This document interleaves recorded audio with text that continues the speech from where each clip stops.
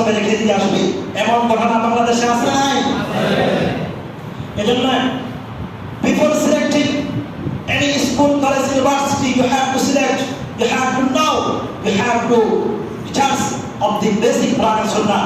আপনাকে কোরআন সুন্নাহর প্রাথমিক এবং বেসিক নলেজ আপনাকে অর্জন করতে হবে। এরপরে আপনি পৃথিবীর যে কোনো শিক্ষায় আপনার সন্তানকে শিক্ষিত করেন, কোনো সমস্যা নাই। আপনি পৃথিবীর যে কোনো শিক্ষায় শিক্ষিত করুন, যে কোনো ইউনিভার্সিটি, যে কোনো কলেজে আপনি ক্যাম্পাসে দিয়ে দিন, ইনশাআল্লাহুল আজিজ আপনার সন্তান একজন সুশিক্ষিত এবং সুনাগরিক হিসাবে গড়ে উঠবে। কথা বলেন ঠিক কিনা? দেখেন পবিত্র কোরআন আল্লাহ তাআলা বলেছেন, পবিত্র কোরআন নম্বর 15 পৃষ্ঠা নম্বর হচ্ছে 3, সূরার নাম হচ্ছে সূরাতুল বানী ইসরাঈল। আল্লাহ এখানে বলতেছেন وَقَضَى رَبُّكَ أَلَّا تَعْبُدُوا إِلَّا إِيَّاهُ وَبِالْوَالِدَيْنِ إِحْسَانًا إِمَّا يَبْلُغَنَّ عِندَكَ الْكِبَرَ أَحَدُهُمَا أَوْ كِلَاهُمَا